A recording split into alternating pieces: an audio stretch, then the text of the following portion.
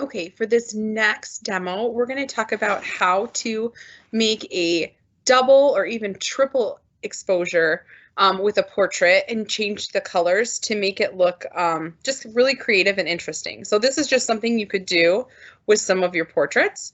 So I have this photo taken here, a low key photo, which means it's against black. She's kind of fading into the black. And what I'm going to do is combine these two photographs. So I'm going to take one of these and copy and paste it over top of the other. So first of all, let's take this one. To copy and paste something, you have to select it first. So you can see I've selected it. You could use a selection tool like this. I'm not going to worry about selecting it like really carefully around the edges because the background's black. So I think it'll be fine. We can always blend it away later. So I selected it, or Control A will select the entire picture. Also, if you go to select, you can go to select all. And I'm just going to copy it, Control C or edit and copy. And I'm going to paste it right over top of this picture, Control V or edit paste. So you can see here I have this picture on top of this picture in the layers panel. So right now, what's the point? It's covering the bottom picture. So we need to talk about blending these two pictures together so that they have some interesting effects. So this is kind of fun because it does some unexpected kind of experimental things. So in my layers panel, I am going to go and play with the blending mode. So right here where it says normal, there's a drop down menu and I'm on the top layer in my layers panel. I have that selected and I'm going to blend it with the layer below using some of these modes. So as you can see, as I scroll through these, some weird things start to happen. So I'm going to kind of play with these and kind of pick some interesting options. So I don't really know what I want yet. I know though her face is combined in a weird way. I'm going to go to my arrow tool and kind of like move her face around. Like it could be kind of cool to put her eyes on top of each other or something. I don't know, but I'm just going to move this and try some different things. If I need to make this picture bigger, I can Control T on the layer that I want to make bigger. And remember, you can stretch things out. You can right click and like flip things and rotate things and scale things. Anytime you Control T, this bounding box appears. Now you have to hit enter when you're done for anything else to work. If you don't hit enter, like your other options won't work. So I'm going to hit enter, just place it. I'm going to try some of these other ones. That's kind of cool. I'm just going to click on difference and look, I'm just like trying some things. Now I think it'd be kind of cool to put her face on this side as well. So if I wanted to like do that, I could copy and paste this again, but first I have to select it. So Control A, because I'm on the layer I want to copy. I'm going to select it. Could have used this as well. And then I'm going to copy it, Control C, Control V, and it puts that picture there again. See?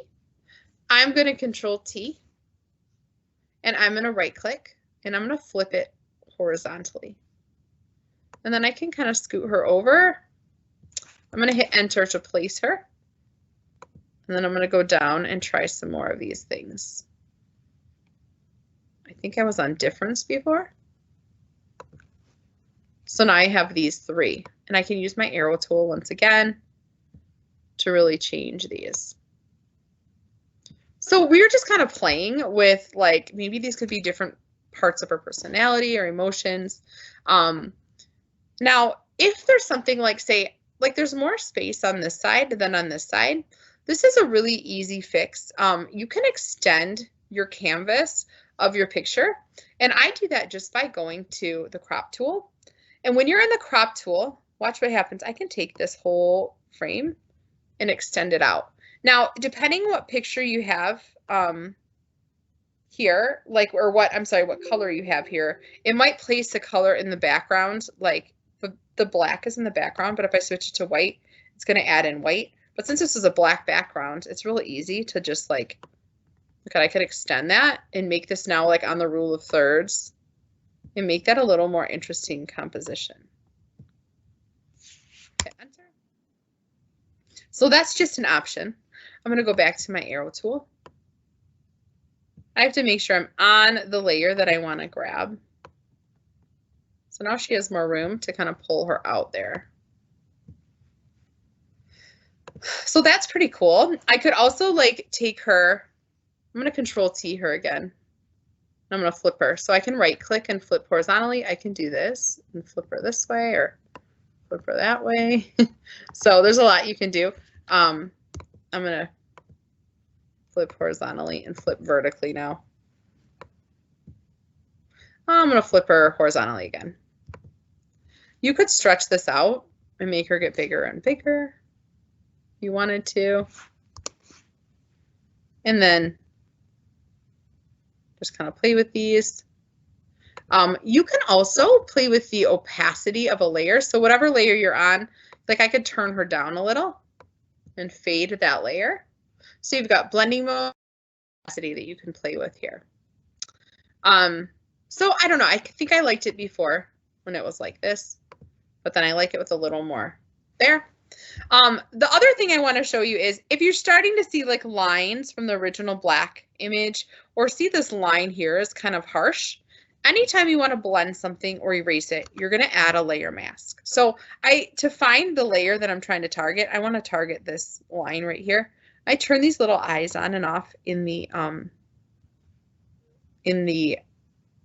layers panel here, and I can see that line is actually on this picture here. So in order to soften that line, I would have to kind of blend this away. Now, because it's the bottom layer, I don't want to use a layer mask to hide that because it's going to like erase the background pretty much. So normally on one of these layers, I would add a mask to soften anything. So if I wanted, I could add a mask here. I could paint in black where I wanted parts of this image to disappear. So it's got black behind it, so I could like make these parts disappear with a layer mask. Oops. But instead of that, if I add a layer mask to the bottom and then I paint in black, oh, it's working. Good, good.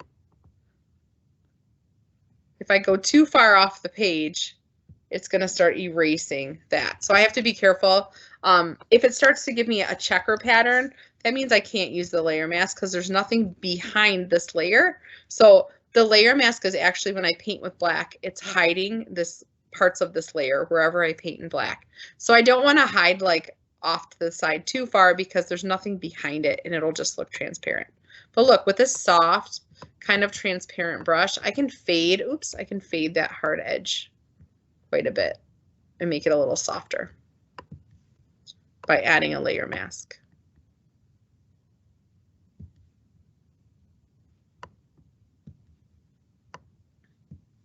So anytime you want to hide part of a layer, you click on the layer, you add a mask, and then this mask, anytime you paint in black, when you have that mask activated, it will erase and fade the areas that you want to erase. But it's just temporary, it's not permanent, because if you switch your paintbrush to white, it will bring it back. So everything is just kind of temporarily faded. And if you used the eraser tool, it would be permanently gone. So that's why we like layer masks, because you can kind of hide things or reveal things without permanently doing that. Okay, so when I'm happy with this, what I'm going to do is kind of play with the color.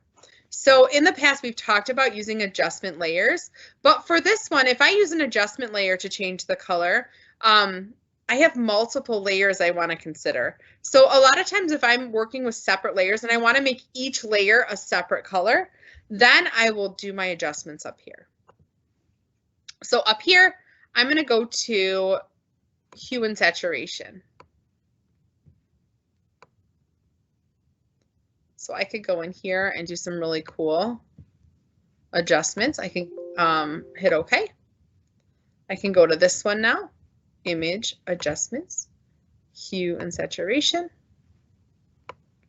Now the hue will change the color, the saturation will change the intensity.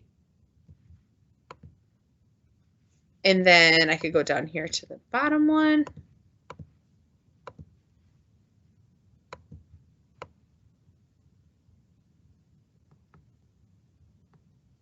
You can kind of play with that. So I could make each layer their own color. Now, if I wanted to make them all the same color, then I could do an adjustment from down here. But the adjustments from down here, the adjustment layers, if you make an adjustment layer, it puts it on top of all of the layers and it'll make them all change at once. So I wanted to make them all separate. So I use the adjustments up here, and the adjustments up here, they apply it directly to the photo, and it's harder to undo later. Where these adjustment layers, you know, they're there and they're separate, and you can mask and take parts of this adjustment off the picture and do that. But for now, I think it's best to go in and do your adjustments up here if you're trying to target each individual layer. If I wanted to make this whole thing or something black and white, I could go here to these and do an adjustment layer of black and white on top. With any of these, you know, you can play with the opacity. Kind of keep it kind of a little desaturated. So just kind of something fun to play around with.